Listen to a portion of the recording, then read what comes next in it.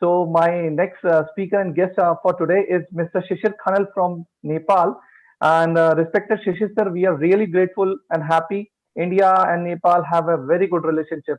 And we are looking forward to understand your best practices at grassroots level. What role model you have created such that we can give an example and create examples for the coming generation in South Asian countries where really the deprived and disadvantaged people are in population. What can we give? Okay. Please. Thank you, Salman, Akram, and Policy Times for this opportunity to share space with such esteemed panel. I feel it's my privilege to be with many of the panelists who have been a personal inspiration to me. At this point, I'm in a really remote village, so I'm a bit afraid that I might cut off with a video link. So when I'm not speaking, I'd seek a permission to not be on the video, but hopefully I can at least last for another hour or so. To sort of respond to your question, Salman, let me just paint a sort of broad stroke on Nepal's education context and what and in that what we're trying to do, especially last 25 years, Nepal had done, if you look at pure numbers from that comes from UNICEF or the World Bank, you see that the 97% kids at the age of 5 are enrolled in a school. So almost all kids across the country are going to a school, and they're also age of gender parity. So all kids are going to school. There's no major gender disbalance. So Nepal has done a really good job in terms of ensuring that all kids have access to school. But the issue, then the problem starts after that. So kids are coming to, when they're at the age of 5, they're coming to school, but survival rate at the age of 16 or grade 10 is only about 30%. So of about 100 kids who will start school in Nepal, only about 10 to 12 are eventually likely to complete a secondary school system in Nepal, which is basically grade 10 level. And there's also another dimension. There's a sort of class dimension to it. There are private schools. Many of the children who are born to upper class families can, and if their parents can pay a tuition fee, they're more likely to go to a private school than a public school. But in Nepali context, in a mostly rural communities, almost 85% kids in Nepal go to public school. So only about 15 to 17% children in Nepal are going to private school, which means that huge majority of children in Nepal go to public schools, but their graduation sort of, if you look at the cohort to cohort, their graduation rate is only about 10 out of 100.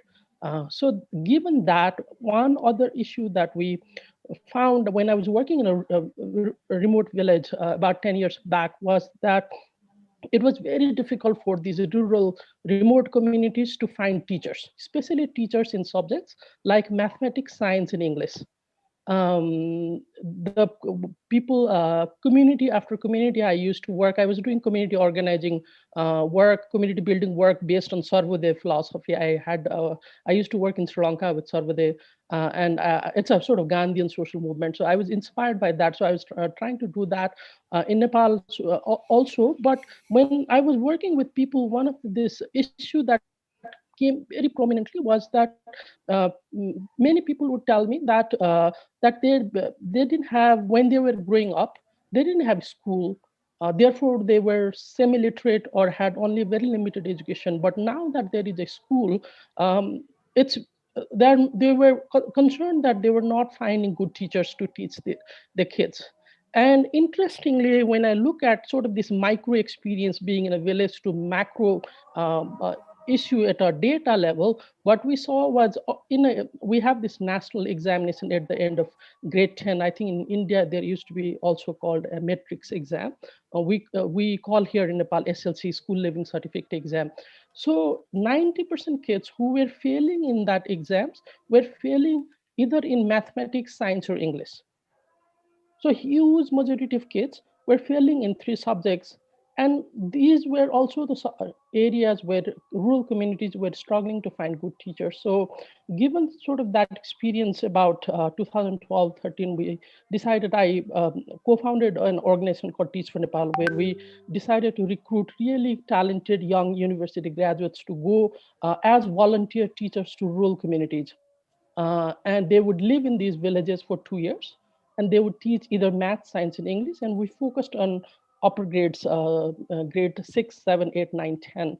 And right after our sort of, because it's a for the young person who is fresh, maybe 20, 23 years old, but this is a 2 years of commitment. What we saw is when we sent, I mean, we of course trained them, and there's quite a lot of support built uh, to these young people. We began to see shift in both outcome, but also at a multiple level. One was shift in sort of a graduation rate, school graduation rate of kids. Almost some of our schools began to see 90% graduation rate at the SLC level right after a few years of our intervention.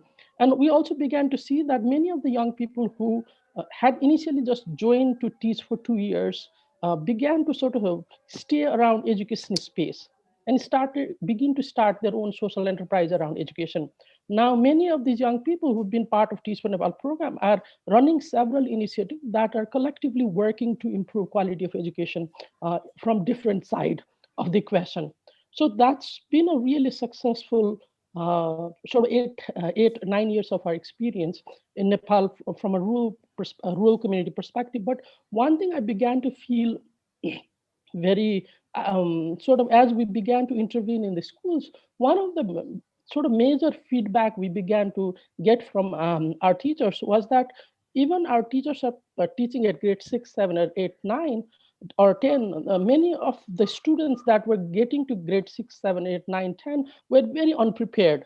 So they hadn't really mastered basic that they should have done at grade 2, 3, 4 level. And that was really a bit concerning, but we unfortunately didn't have a national level data to understand what was happening at lower grade level. I mean, there were some research that showed that kids were unprepared, but we didn't have clarity of how unprepared they were. And Nepal went through a very interesting change. In 2015, we had a new constitution, and Nepal sort of became a federal republic. And education administration went to from Ministry of Education to city local governments, city municipal governments. So in that I saw an interesting opportunity to sort of engage what Salman you were saying earlier, the failure of governance. I thought maybe here is an opportunity because these are newly elected local representative. Could we potentially work with to sort of reform education at a small level so that we can create a model? So we've been doing last 2 years, doing quite a lot of research to understand what's happening in Nepali context. We year before we tested 28,000 kids on basic literacy and numeracy, kids between the grade 1 and 8, and we found that only 20% kids in this municipality could solve a basic division problem. So only 10% kids could sort of read a basic English and be able to respond to the comprehension question. So at this point, what we're trying to work with local governments in Nepal is how do we really work from bottom up, from early grade on, so kids are prepared from early on. So working, piloting some remedial classes and also doing teachers coaching and support. And that is, of course, at a very early stage. But and then, of course, this year has been COVID impacted a lot of our work, like everywhere else, and digital. And unfortunately, because of internet access issue, digital issue, working with internet or similar technology was our research indicated that wasn't really viable for us in rural Nepal. So we at this point, unless these infrastructures are built, even access to television, internet was less than 50%. So we couldn't reach to all kids, even when we use non-traditional digital technologies. Our sort of current context is trying to sort of work with teachers directly to provide remedial classroom support to kids, and using young people, sort of really talented people, committed young people, to leverage on their commitment and enthusiasm to do education reform. Thank you. Thank you, Shishir sir, and that was really wonderful what you discussed about the geopolitical situation in Nepal and the contribution your foundation in your organization is making at the grassroots level. That's very important.